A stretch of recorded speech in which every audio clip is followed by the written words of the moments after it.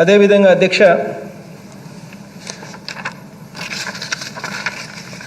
Covid గత 2 సంవత్సరాలుగా సృష్టించిన విలయం నేపథ్యంలో కూడా ప్రపంచవ్యాప్తంగా వివిధ దేశాల జీడిపిలు, ప్రపంచ స్థూల ఉత్పత్తి తగ్గిపోవటాన్ని కూడా మనం చూస్తూ ఉన్నాం అధ్యక్ష.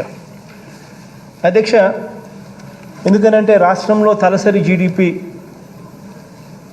ఎప్పుడైతే జిఎస్డిపి బాగుంటుందో అప్పుడు ఆటోమేటిక్లీ తలసరి జీడిపి కూడా ఆటోమేటిక్లీ మెరుగ్గా ఉంటుంది అధ్యక్ష. అన్ఫార్చునేట్గా కోవిడ్లో గత 2 సంవత్సరాలుగా సృష్టించిన విలయం మనం చూసాం. ప్రపంచవ్యాప్తంగా కూడా దేశాలన్నీ కూడా జీడిపిలో ప్రపంచ స్థూల ఉత్పత్తి తగ్గిపోవటాన్ని కూడా అందరం కూడా గమనించాం అధ్యక్ష. అందుకు భిన్నంగా అధ్యక్ష, దేశంలో కేవలం 4 రాష్ట్రాల్లో మాత్రమే జీడిపి పెరుగుదల నమోదు కనిపించింది. అటువంటి కోవిడ్ ఉన్న సమయంలో కూడా 2020-21లో అటువంటి కోవిడ్ సమయంలో కూడా ప్రపంచమంతా కూడా నెగిటివ్ గ్రోత్ రేట్స్ ఉన్నాయి, దేశమంతా కూడా నెగిటివ్ గ్రోత్ రేట్స్ ఉన్నాయి. కేవలం 4 రాష్ట్రాలు మాత్రమే దేశంలో ఒక మెరుగైన పనితీరు కనిపిస్తూ పాజిటివ్ గ్రోత్ రేటును చూపించగలిగాయి. అటువంటి 4 రాష్ట్రాలలో ఆంధ్ర రాష్ట్రం కూడా ఒకటి అని కూడా చెప్పడానికి గర్వపడతా ఉన్నారు. గమనిస్తే మిగతా రాష్ట్రాలన్నీ కూడా ఒక్క మణిపూర్, వెస్ట్ బెంగాల్, తమిళనాడు, ఆంధ్రప్రదేశ్ అవి మాత్రమే పాజిటివ్ టెరిటరీలో కనిపిస్తూ ఉన్నాయి గ్రోత్ రేటు. మిగిలినవన్నీ కూడా నెగిటివ్ టెరిటరీలో కనిపిస్తూ ఉన్నాయి అధ్యక్ష.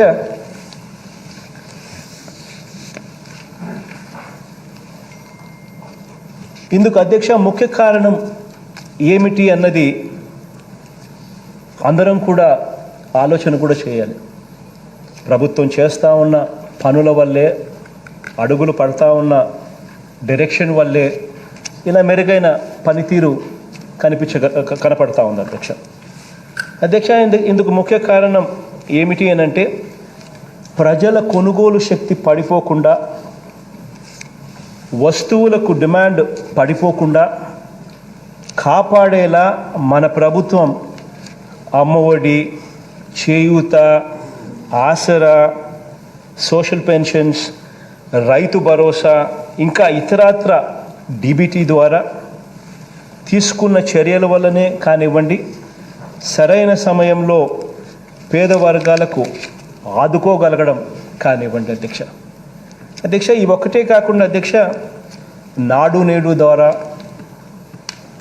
క్యాపిటల్ ఇన్వెస్ట్మెంటు, క్యాపిటల్ ఎక్స్పెండిచర్లు కూడా పెంచడం, నాడు నేడు, హౌసింగు, ఇంకా ఇతరత్ర ఇన్ఫ్రా పనుల వల్ల, combination of all these aspects అధ్యక్ష, ఇవన్నీ కలపడం వల్ల మిగతా ప్రపంచం అంతా కూడా నెగిటివ్ గ్రోత్ రేట్ నమోదు చేసుకుంటే మన రాష్ట్రం మాత్రం పాజిటివ్ గ్రోత్ రేట్ నమోదు చేయగలిగాం అధ్యక్ష. ప్రజల కనీస అవసరాల కోసం చేసే ఖర్చుకు తోడుగా నిలబడగలిగాం కాబట్టి, అంటే bottom most end of the పిరమిడ్ను మనం కాపాడగలిగాం కాబట్టి ఇది జరిగింది అధ్యక్ష, ఈ పాజిటివ్ గ్రోత్ రేట్ అధ్యక్ష. ఇక రాష్ట్ర అప్పుల గురించి కూడా ఒకసారి చూద్దాం అధ్యక్ష. రాష్ట్ర ప్రభుత్వం గతంలో ఎన్నడూ లేని విధంగా అసాధారణ స్థాయిలో అప్పులు చేస్తుందని, దానివల్ల రాష్ట్రం పూర్తిగా అప్పుల్లో కూరుకుపోతూ ఉందని ఎల్లో మీడియా, విపక్షాలు ఇవన్నీ కూడా, చంద్రబాబు నాయుడు ఎల్లో మీడియా ఇదంతా కూడా ఈ మధ్యకాలంలో రోజు మాట్లాడుతూ ఉన్నారు అధ్యక్ష. ఈ విషయంలో ఏ మేరకు నిజం ఉంది, ఏ మేరకు ఇది అబద్ధము అన్నది కూడా ఒకసారి అందరూ కూడా తెలుసుకోవాల్సిన అవసరం ఉంది. ఒకసారి దానికి సంబంధించిన స్లైడ్ ఒకసారి చూపిస్తాను అధ్యక్ష. మొట్టమొదటిగా అధ్యక్ష, రాష్ట్రం రుణాలు ఎవరి హయాంలో ఎలా పెరిగాయో కూడా ఒకసారి గమనిద్దాం అధ్యక్ష. 2014లో రాష్ట్ర విభజన నాటికి మనకున్న అప్పు అక్షరాల 1,20,556 కోట్లు అయితే అధ్యక్ష, 2019 మేలో గమనించినట్టయితే గత ప్రభుత్వం దిగిపోయే నాటికి ప్రభుత్వానికి ఉన్న అప్పు 2,69,900 462 కోట్లుగా కనిపిస్తూ ఉంది అధ్యక్ష. అధ్యక్ష ఇవన్నీ కూడా కాగ్ రిపోర్ట్స్ ప్రకారమే అధ్యక్ష. అంటే అధ్యక్ష 5 సంవత్సరాల కాలంలో రాష్ట్ర రుణం 123.52% పెరిగినట్టుగా కూడా క్లియర్గా కనిపిస్తూ ఉంది అధ్యక్ష.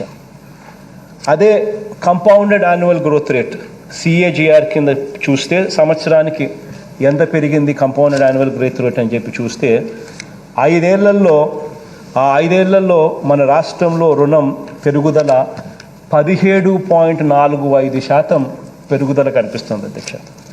అధ్యక్ష ఆ తర్వాత ఒకసారి మన ప్రభుత్వం వచ్చిన తర్వాత 2019 మే నెలలో మనందరి ప్రభుత్వం బాధ్యతలు చేపట్టిన తర్వాత పరిస్థితి ఏమిటి అని ఒకసారి గమనిస్తే మనం వచ్చే టయానికి మనకు గత ప్రభుత్వం చేసిన అప్పులు 2,69,462 కోట్ల రూపాయలు అయితే మన 3 ఏళ్లలో అంటే ఈ ఏడాది మార్చి నాటికి మన ప్రభుత్వ రుణం 3,82,165 కోట్లకు చేరుకుంది అధ్యక్ష.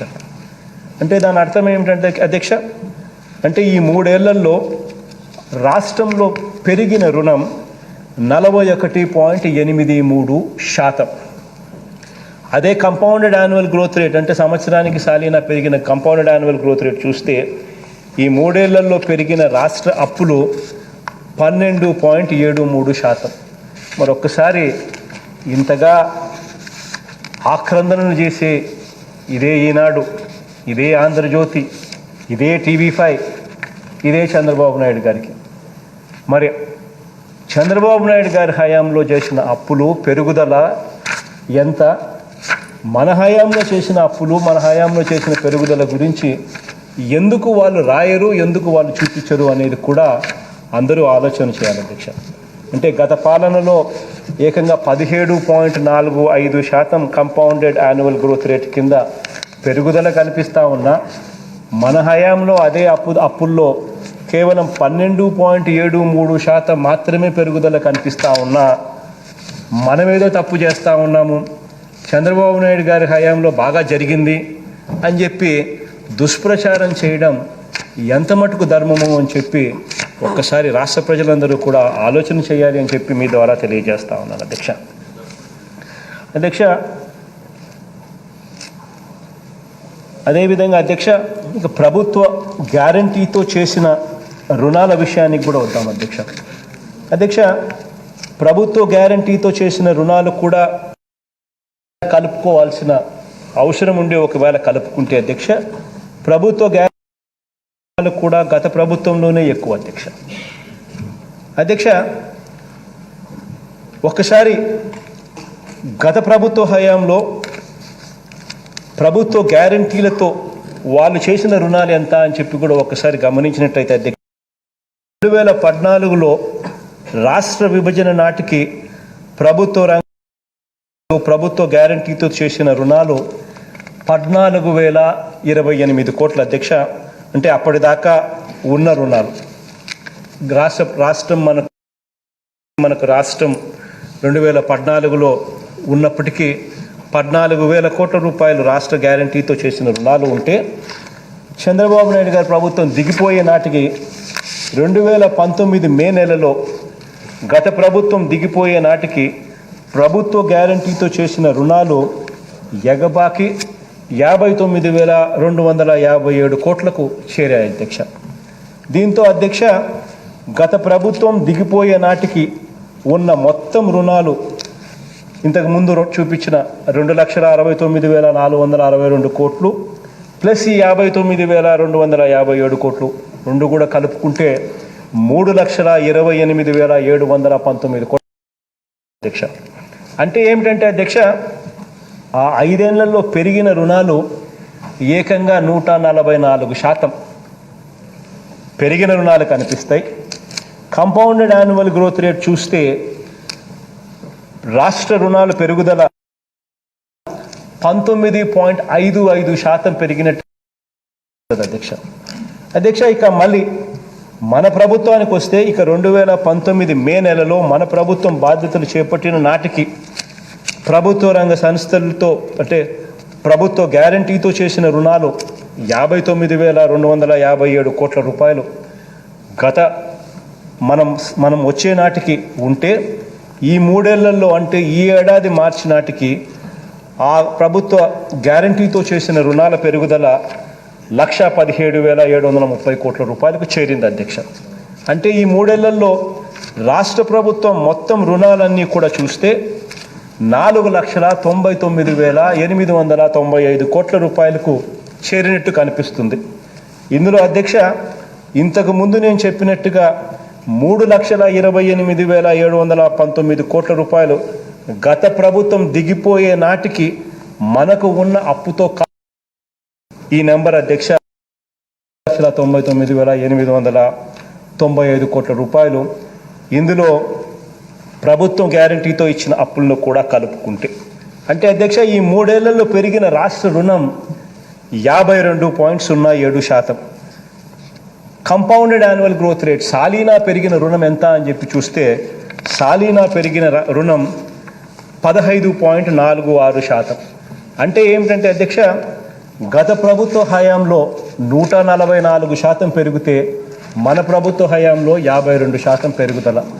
గత ప్రభుత్వ హయాంలో సాలీనా పెరుగుదల 19.55% పెరిగితే మన ప్రభుత్వ హయాంలో ఆ సాలీనా పెరుగుదల 15.46% మాత్రమే పెరిగినట్టుగా కూడా క్లియర్ కట్గా లెక్కలతో సహా కాగ్ రిపోర్ట్ల ఆధారంగా కూడా క్లియర్ కట్గా కూడా కనిపిస్తూ ఉంటే ఇవేవి కూడా పట్టవన్నట్టుగా చంద్రబాబు గారి హయాంలో ఏమో బాగా జరిగింది, మన హయాంలో ఏమో బాగా జరగడం లేదు అని చెప్పి ఇంత దారుణంగా చెప్పడం రాయడం ఎంత మటుకు ధర్మము అని చెప్పి ఒక్కసారి ప్రజలంతా కూడా ఆలోచన చేయాల్సిన అవసరం కూడా ఎంతైనా ఉంది అధ్యక్ష.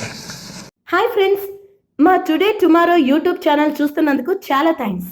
మరిన్ని లేటెస్ట్ వీడియోస్ కోసం వెంటనే సబ్స్క్రైబ్ చేయండి. అలాగే ఈ బెల్ ని కూడా రింగ్ చేసేయండి. మా నోటిఫికేషన్స్ అన్ని మీ మొబైల్లో వస్తాయి. అలాగే మా వీడియోస్ మీకు నచ్చితే లైక్ చేయండి, షేర్ చేయండి, నచ్చకపోతే కామెంట్ చేయండి.